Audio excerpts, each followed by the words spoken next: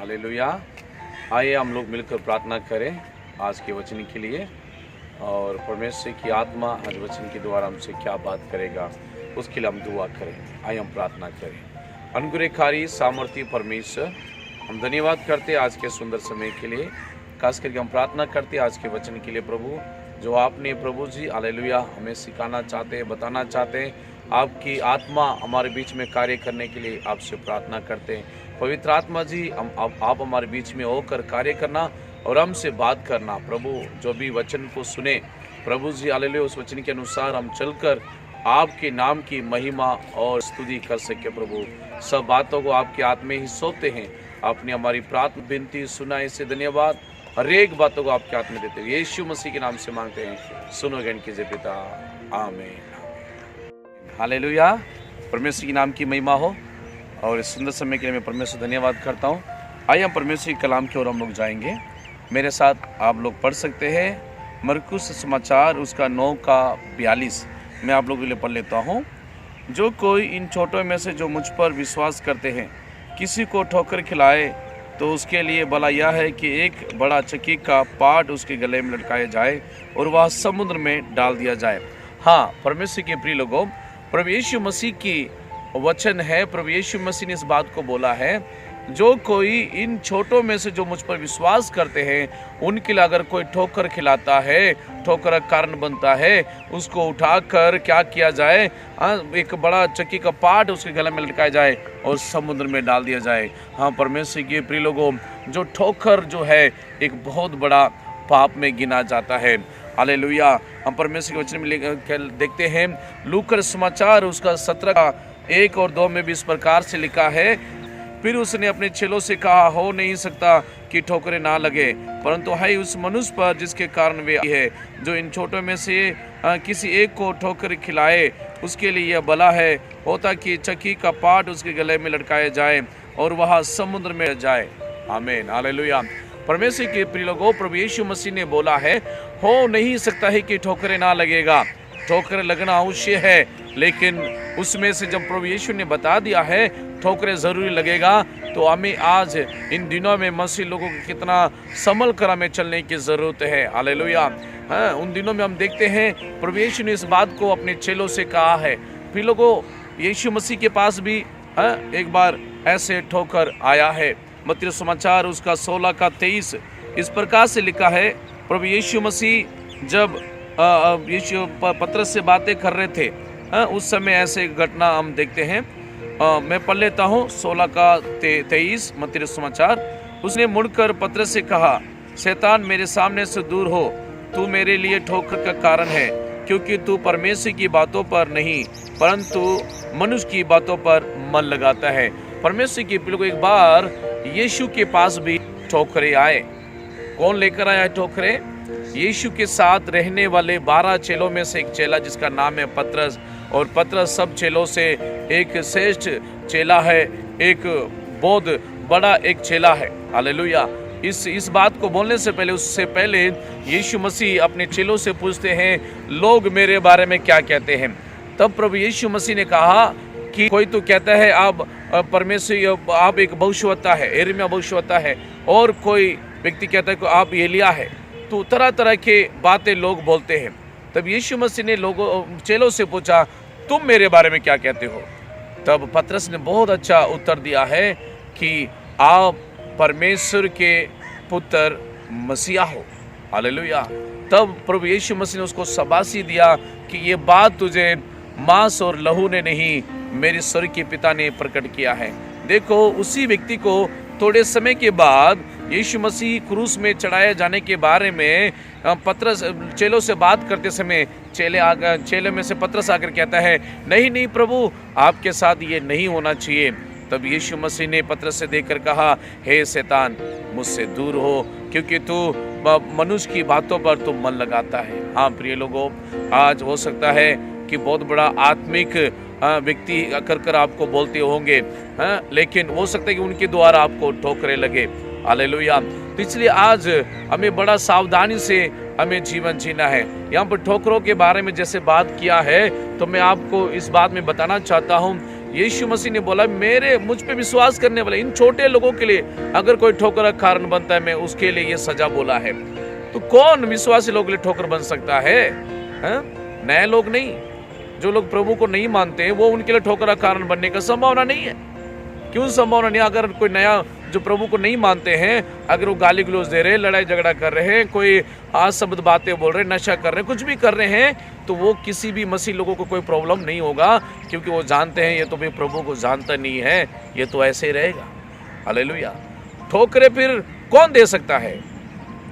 Hallelujah. जैसे पतरस ने यीशु को ठोकर लेकर आया है, आज वैसे ही बहुत से जो पुराने मसीह लोग हैं, 5 साल से, 10 साल से, 15 साल से, 20 साल से, हालेलुया, उनके द्वारा नए लोगों के लिए ठोकर लग सकता है।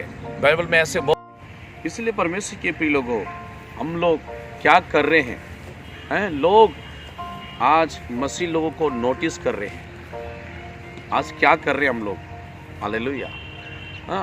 आज बहुत से लोग प्रभु को स्वीकार ना करने का कारण, मेरे को ऐसा लगता है, बहुत से पुराने मसीह लोग हैं जो अपने आप को मसीह लोग कहते हैं। हालेलुया।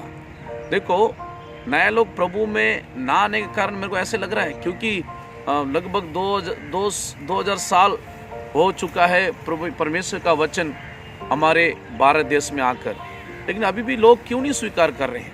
आज जगह जगह विरोध हो रहा है। क्यों हो रहा है? हालेलुया।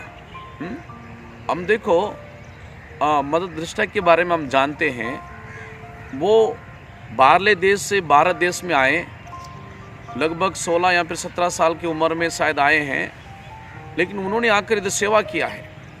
शायद मेरे को लगता है कि वो भीड़ में खड़े होकर हमारे समान प्रचार नहीं किया होगा शायद, लेकिन उनका जीवन एक प्रचार था। हालेलुया।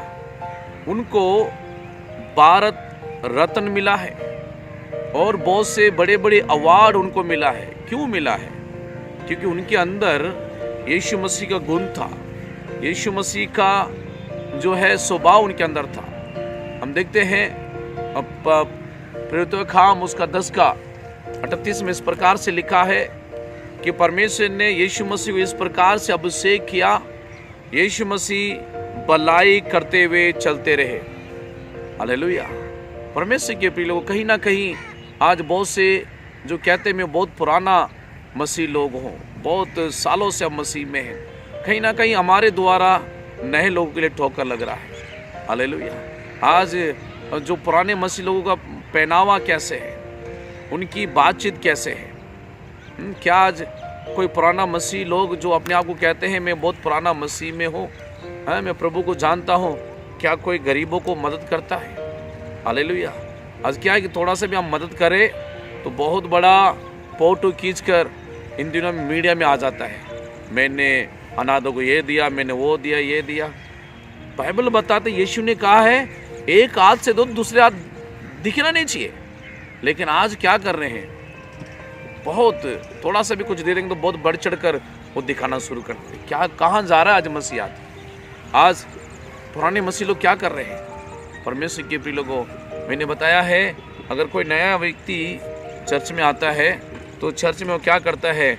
मत्था टेकता है, उसको ऐसे करता है, क्योंकि उसकी नज़र में वो पवित्र स्थान है। लेकिन आज बहुत बड़े बड़े आत्मिक लोग जो कहते हैं मैं हम आत्मा में हैं, आत्मिकता में हैं, उधर जाकर चर्च के अंदर बैठकर हेलो हेलो कर फोन आएगा तो फोन सुनेंगे। कहाँ जा रहा है आज मसीहत? हालेलुया। ऐसे करने से क्या नए लोगों के लिए ठोकर नहीं लग रहा है? फिर लोगों, अगर आप ठोकर के कारण हैं, मैं किसी के ठोकर का कारण हूँ, उसका लेखा प्रभु हमसे लेगा। बाइबल में ऐसे लिखा है, एक बार मरना, दूसरा न्याय का होना नियुक्त किया गया है, कोई भी उसके कानून से बच नहीं सकता है। हालेलुया।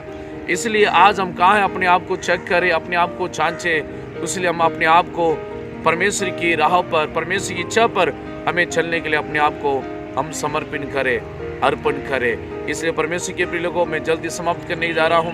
इसलिए इन दिनों में, अंतिम दिनों में हमें आने वाले ठोकरों से हमें बचना है और हम किसी के ठोकर का कारण नहीं बनना है। नंबर 1 हमें बचना है नंबर 2 हम दूसरे को बचाना है। ये 2 काम हमारे लिए, हर एक मसीह लोगों के लिए एक बहुत बड़ा इंपॉर्टेंट है, बहुत बड़ा जिम्मेवारी है।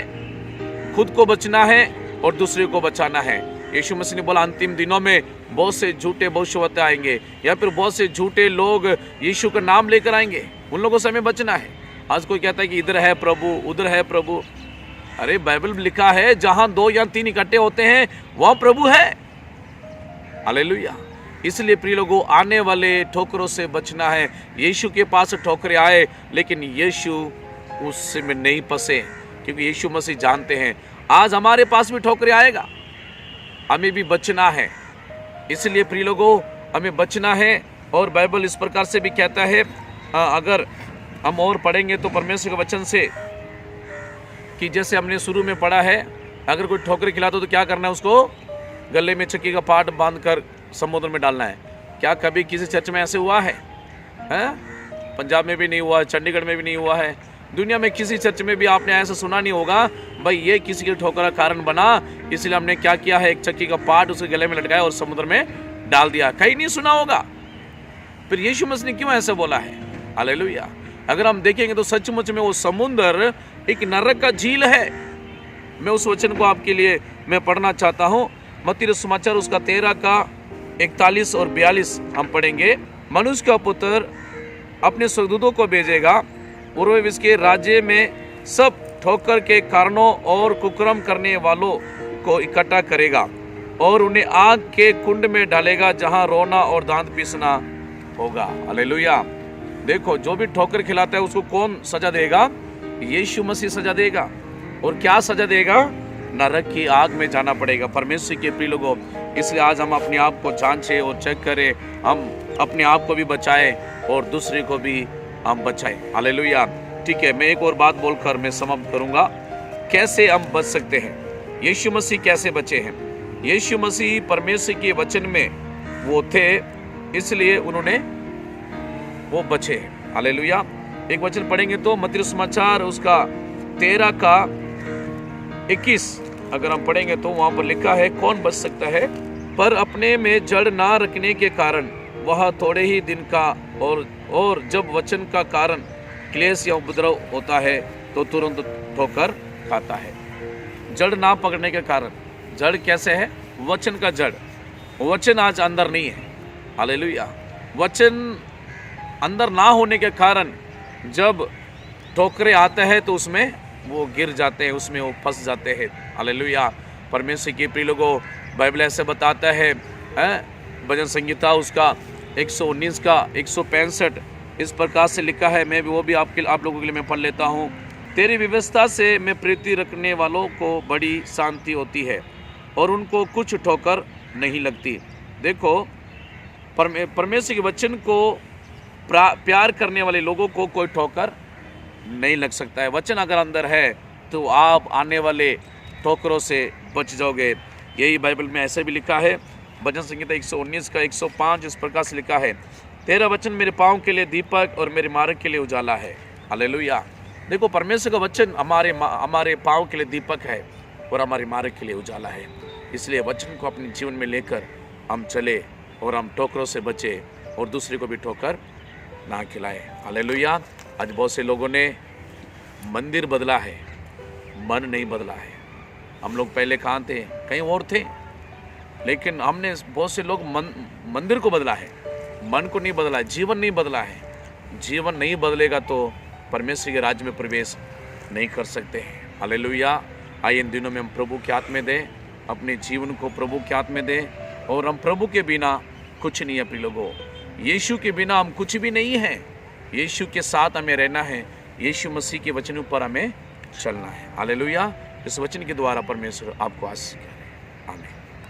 तेरे बिन मैं कुछ भी नहीं, तेरे बिन मैं कुछ भी नहीं, है खुदावंद यीशु तेरे बिन मैं कुछ भी नहीं, है खुदावंद यीशु तेरे बिन मैं कुछ भी नहीं।